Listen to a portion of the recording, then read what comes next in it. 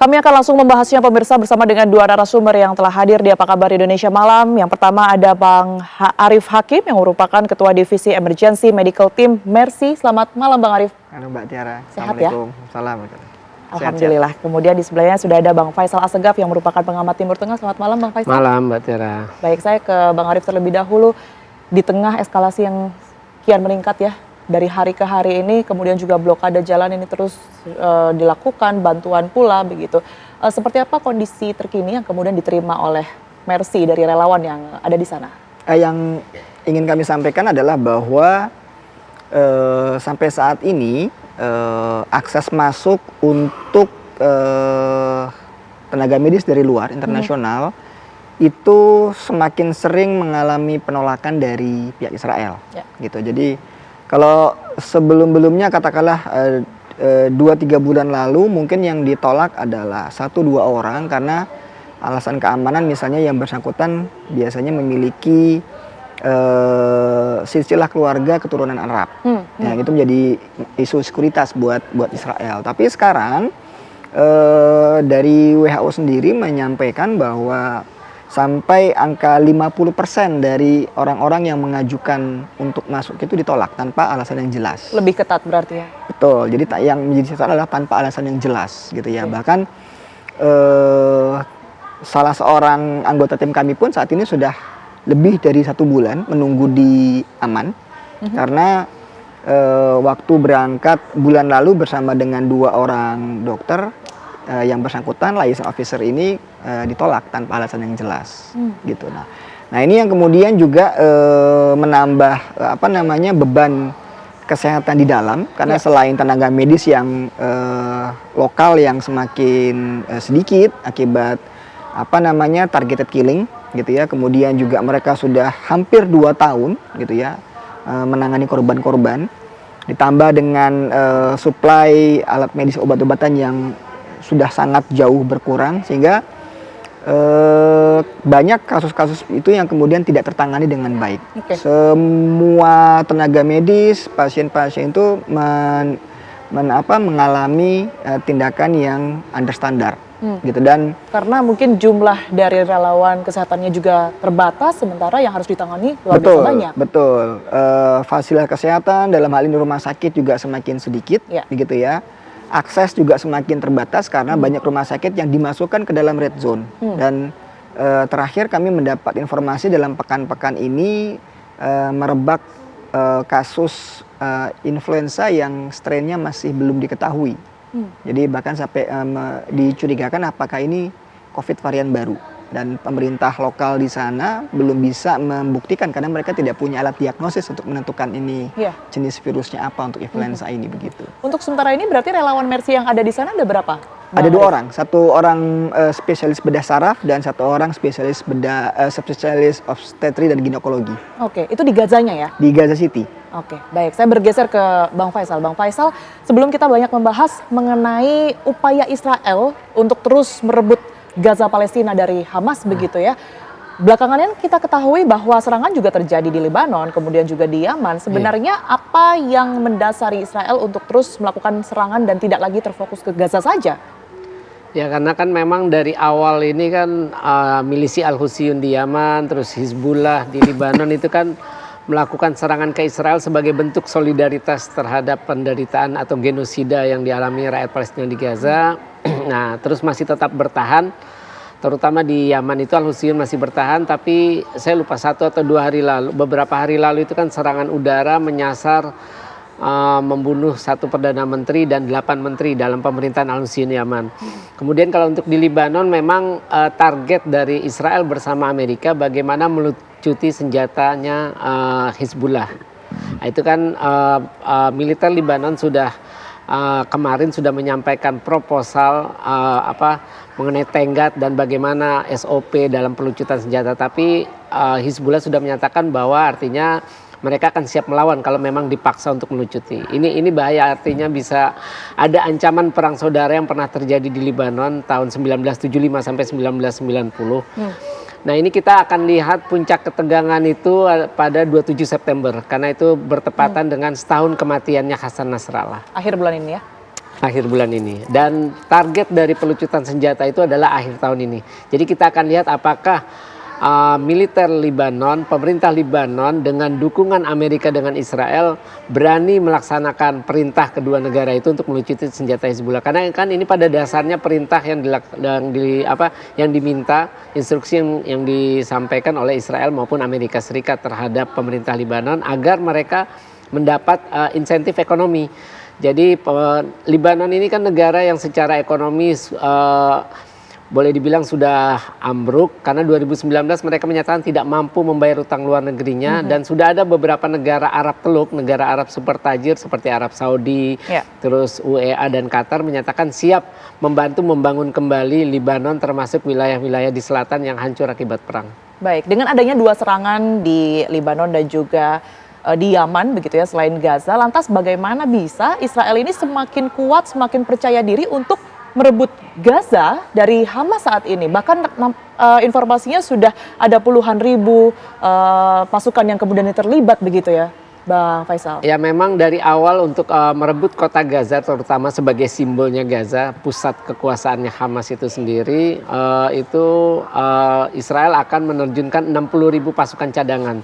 Tapi informasi terbarunya mereka juga kekurangan untuk rekrutmen baru. Makanya mereka membuka orang-orang Yahudi dari seluruh dunia yang ingin membantu perjuangan Israel tanda kutip untuk melawan Hamas itu boleh ikut atau bergabung. Itu mereka membuka rekrutmen untuk orang-orang Yahudi dari seluruh dunia.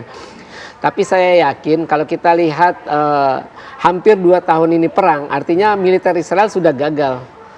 Militer sebuah negara yang super power di Timur Tengah selain Iran dan dengan dukungan dari Amerika Serikat, dari Eropa, terutama Jerman, Inggris dan Perancis, mereka tidak mampu menaklukkan sebuah milisi yang bernama Hamas. Di sini kan ada, kalau tidak salah ada sekitar 8 milisi, tapi yang kuat Hamas dengan Jihad Islam. Dan Hamas pun juga sudah memperingatkan bahwa ini sudah berkali-kali terjadi, tapi Israel tidak pernah berhasil untuk merebut gitu ya. Nah kemarin itu beberapa hari lalu ada kejadian pencegatan di wilayah Sezayed dan Zaitun di kota Gaza. Itu ada kabarnya, saya belum tahu apakah udah confirm atau belum, ada 4 tentara Israel yang berhasil diculik oleh Hamas dalam bentrokan itu sendiri. Oke, Bang Arief, dengan adanya ancaman-ancaman yang terus terjadi, salah satunya sudah ada pasukan cadangan yang dikerahkan untuk merebut Gaza ini dari Hamas begitu ya. Rumah sakit Gaza, rumah sakit Indonesia di Gaza sana dan juga beberapa medis ini apa yang dilakukan dalam situasi ini ya? Ya, secara teknis Rumah Sakit Indonesia sejak 2 bulan lalu statusnya sudah inoperasional karena abandon gitu kan. Betul. Karena rumah sakit itu kemudian semakin dekat dengan zona merah sehingga kemudian bahkan untuk membawa pasien ke rumah sakit Indonesia itu baik para medis ambulan maupun masyarakat itu berbahaya karena mereka menjadi sasaran tembak. Sehingga kemudian banyak kasus yang kemudian korban-korban itu tidak bisa diantar ke rumah sakit. Dengan pertimbangan itulah dan juga dengan paksaan dari pihak penjajah, maka kemudian Rumah Sakit Indonesia, staf medik, pasien dan alat-alat kesehatannya dikosongkan. Jadi pasien, staf medik, alatnya kemudian ditarik, didistribusikan ke rumah sakit yang lebih aman di Gaza City maupun di Gaza Tengah. Begitu. Nah, di utara sendiri yang saat ini masih fungsional adalah Rumah Sakit Kamal Udwan. Kemudian rumah sakit kecil yang ada di situ yang mungkin masih masih berada di area yang lebih aman karena masih banyak juga masyarakat di Gaza Utara yang lebih memilih untuk tetap tinggal. Itu dia. Jadi kan memang karena semakin sempit begitu ya tempatnya, otomatis Relawan Mercy tidak hanya fokus terhadap pengobatan saja, tetapi bagaimana membantu masyarakat di sana untuk berpindah ke satu tempat dan juga lainnya begitu ya? Ya, fokus kami selain medis saat ini adalah nutrisi. Karena masalah yang juga saat ini meningkat di masyarakat adalah karena mereka tidak mendapat pasokan makanan yang memenuhi kebutuhan, maka kemudian malnutrisi menjadi faktor penting yang itu mengganggu kesehatan. Nah, itu yang kemudian kami coba bantu gitu ya. Jadi seberapa mungkin ada stok makanan di pasar itu kemudian kami beli untuk kami distribusikan. Gitu. Nah, kalau untuk perpindahan masyarakat segala macam sepertinya itu menjadi keputusan dari keluarga masyarakat gitu ya. Karena mereka kan keluarga besar nih biasanya. Satu kampung itu biasanya kemudian ada katakanlah tokohnya yang nanti secara kelembagaan sosial atau keputusan bersama memutuskan apakah mereka akan pindah atau tidak pindah gitu. Dan ketika mereka menyatakan pindah, mereka biasanya sudah memiliki tempat akan mengungsi di mana begitu. Nah, gitu. Saya juga penasaran Bang Arief, ini kan sudah terbatasi, bantuan juga semakin sedikit yang masuk, upaya distribusi ini semakin sulit. Bagaimana kemudian Mercy bisa merealisasikan hal ini begitu ya? Termasuk juga tadi sudah disebutkan bahwa nutrisi ini penting sekali bagi warga Gaza. Tapi mohon ditunggu, nanti kita akan bahas mengenai hal ini. Pemirsa Apa Kabar Indonesia Malam masih akan kembali untuk Anda sesaat lagi.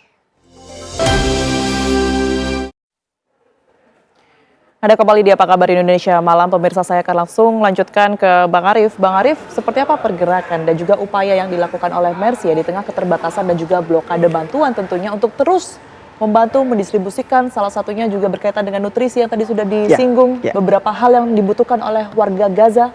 Ya, jadi selain aktivitas medis seperti tindakan operasi dan pemeriksaan pasien-pasien di rumah sakit, kami juga berusaha untuk mendistribusikan bahan makanan maupun makanan siap saji selama kemudian stok di pasar tersedia gitu. Jadi stok pasar itu sedikit dan harganya luar biasa gitu ya, meningkat 5 bahkan sampai 10 kali lipat dari harga normal, dan itu kadang-kadang tidak terjangkau oleh banyak anggota masyarakat. Bahkan tidak heran kemudian kalau kita menggunakan klasifikasi dari Badan Pangan Dunia, maka Gaza saat ini sudah mengalami famine, kelaparan, dan itu skalanya skala tertinggi, skala 5. Jadi ada skala 0 sampai 5, 1 sampai 5, 1 itu normal, 5 itu sudah ekstrim, kelaparan, famine. Nah, Gaza itu sudah famine lebih dari 50%. Gitu ya. Nah, ini yang kemudian menjadi masalah baru gitu ya, dan akan sangat berkaitan dengan status kesehatan masyarakat saat ini, dan juga dengan status kesehatan anak-anak Gaza di masa depan. Betul. Jadi mulai dari nutrisi ibu hamil, ibu menyusui, balita, kemudian anak-anak ke depan itu, ini akan menyebabkan putus generasi. Iya. Nah, itu yang paling dibutuhkan oleh mereka ya. Beberapa hari atau bahkan sejak tanggal 17 Agustus kemarin kita ketahui ada bantuan juga dari Basnas dan juga dari pemerintah Indonesia begitu ya, dengan cara drop air. Nah, itu informasinya apakah tersampaikan dengan baik, diterima dengan baik juga oleh warga Gaza? Kalau drop air itu kan titiknya di mana itu kan yang tahu adalah pihak pesawatnya. Artinya dia terbang dari bandara di Aman, kemudian melalui koridor yang sudah diizinkan oleh pihak penjajah, kemudian bantuan dijatuhkan di daerah mana begitu ya. Nah, baru kemudian masyarakatnya yang mengambil dari situ. Nah, tapi laporan yang masuk ke Mercy mungkin apakah juga sudah ada? Kami tidak mengamati langsung apa namanya bantuan yang kemudian sampai di bawah gitu ya dari drop, karena sekali lagi mobilisasi teman-teman medis ini sangat-sangat terbatas dengan situasi keamanan yang tidak menentu. Memang kami menginstruksikan teman-teman untuk stay di rumah sakit saja gitu ya.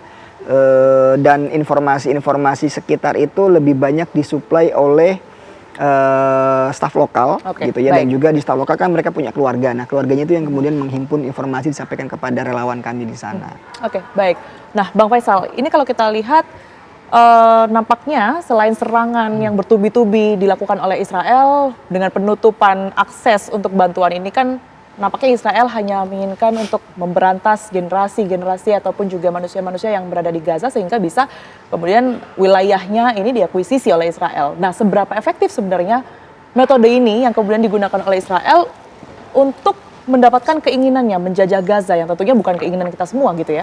Ya, seperti kata Pak Arief tadi, kalau untuk memotong generasi sebenarnya Israel sudah berhasil.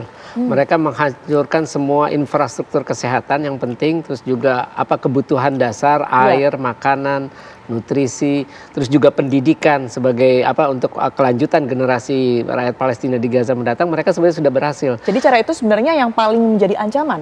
Ya, itu sebenarnya menjadi ancaman. Tapi bagaimana Israel untuk menguasai Gaza, saya kira semakin ngotot Netanyahu ingin menguasai Gaza, artinya perang Gaza akan semakin lama. Dan itu artinya krisis kemanusiaan, terus genosida di Gaza akan terus berlangsung. Dan ini juga udah membuktikan bahwa perang hampir 2 tahun bulan depan nanti kan itu udah membuktikan Oktober, ya? bahwa ya Israel gagal untuk mencapai tujuan militernya. Yang kedua ya dunia gagal untuk mencegah genosida yang terjadi di Gaza. Tapi dengan adanya serangan-serangan lain, apakah Israel mampu untuk kemudian menyelesaikan serangan dan juga berupaya sekuat tenaga merebut Gaza dari Hamas? Karena memang juga ada perang-perang lainnya yang harus dalam tanda kutip diselesaikan. Saya kira tidak akan mampu karena Hamas ini kan adalah kelompok pejuang. Mereka tidak mungkin Israel tidak mungkin memaksa orang Palestina, maksudnya kelompok pejuang ini untuk menyerah karena mereka kan berjuang motivasinya membela tanah air mereka, membela bangsa mereka. Dan mereka juga ingin merdeka. Itu motivasinya berbeda dengan motivasi tentara Israel melakukan agresi sekaligus invasi, apalagi udah pecah. Dalam rapat kabinet yang berlangsung yang berakhir dini hari Senin dini hari itu Panglima Angkatan Bersenjatanya sudah meminta Netanyahu untuk menerima kesepakatan parsial, tapi Netanyahu menolak dengan alasan Trump Presiden Amerika tidak mau ada itu. Jadi pengen Gaza dikuasai dan nanti dikelola oleh Amerika. Iran sendiri kalau Anda lihat ini nantinya akan bergerak nggak sih Bang, mengingat sekutu-sekutunya ini kan sedang diserang ya, dan apakah juga akan terjadi serangan seperti beberapa bulan yang lalu terjadi terhadap Israel? Kalau Iran kan dari awal memang sudah membantu kelompok-kelompok anti-Israel di Timur Tengah, ya Hamas, Jihad Islam, terus Hizbullah, terus Al-Husiyun. Tapi mereka kemarin serangan itu terjadi kan karena memang Iran diserang, jadi mereka wajib membela diri. Oke, tapi kalau berkaitan dengan sekutu-sekutunya mungkin tidak akan sedahsyat kemarin? Sebenarnya sudah ada satu usulan ketika konferensi gabungan antara Liga Arab dengan OKI di Jeddah. Itu salah satu usulan Iran itu adalah embargo minyak, terus juga embargo senjata, terus mengirim persenjataan, memutus hubungan dengan Israel, negara-negara OKI, Liga Arab dan itu ada usulan itu, tapi tidak diadopsi. Nah itu artinya kan memang tidak ada keinginan dari sebagian negara anggota OKI untuk serius atau jujur membantu perjuangan bangsa Palestina. Kita tahu terakhir dalam deklarasi New York itu malah sangat ironis, mereka meminta Hamas menyerah dan melucuti senjata mereka. Artinya kan itu permintaan dalam deklarasi New York itu sejalan dengan kepentingan Israel dan Amerika. Baik, saya ke Bang Arief terakhir. Bang Arief, secara keseluruhan mungkin bisa diinformasikan sebenarnya yang paling dibutuhkan oleh warga Gaza saat ini seperti apa saja, dan kalaupun ada masyarakat Indonesia yang berniat baik untuk membantu, bagaimana Bang caranya? Ya, yang dibutuhkan itu adalah stop genosida. Karena dengan stop genosida itu maka kemudian beban kesehatannya akan berkurang. Saat ini kan selama kemudian peperangan masih berlanjut, korban masih bertambah, staf medik dan rumah sakit ini terus akan mengalami beban begitu ya. Ketika kemudian perang itu selesai, maka naturally seperti yang dulu-dulu masyarakat di Gaza juga sudah mengalami beberapa kali perang, dia akan mulai pulih. Dan ketika sudah stop itu, maka kegiatan rekonstruksi itu akan berjalan kembali. Banyak inisiatif-inisiatif untuk membantu Gaza saat ini dengan kondisional jika perang berhenti. Gitu. Jadi bisa dikatakan untuk saat ini tidak memungkinkan, Bang Arief? Ya, kalau berbicara secara sustainability program, tentu banyak yang tidak mau mengambil risiko ketika kemudian katakanlah dia membangun, sekarang dibangun besoknya dihancurkan, seperti kasus Ormas Indonesia. Ketika kami renovasi baru bikin pagar, hari ini bikin pagar, ditinggal minggu depan sudah dibuldoser lagi. Itu kan kalau secara program jadi sia-sia begitu ya. Nah itu yang makanya banyak lembaga-lembaga, inisiatif-inisiatif yang kemudian menunggu sampai kemudian betul-betul terjadi gencatan senjata permanen, baru mereka akan mulai membantu Gaza. Nah ini juga sebenarnya terlambat gitu ya, karena saat ini yang dibutuhkan oleh Gaza itu harus dilakukan saat ini, tidak bisa menunggu minggu depan apalagi bulan depan. Secepatnya begitu. Betul. Dan disitulah kemudian kami setelah kemudian gencatan itu, maka kemudian yang diperlukan adalah membuka koridor kemanusiaan sehingga kemudian relawan, bantuan itu bisa masuk untuk kemudian membantu masalah yang ada di dalam. Gitu. Baik, kita tentunya terus berdoa ya setiap harinya untuk kondisi di Gaza semakin membaik, tidak ada lagi blokade bantuan, mereka bisa hidup seperti kita yang berada di Indonesia ini setidaknya bisa merdeka, begitu ya. Terima kasih banyak atas kehadiran dan juga keterangannya Bang Arief dan juga Bang Faisal, sehat selalu semuanya. Terima kasih.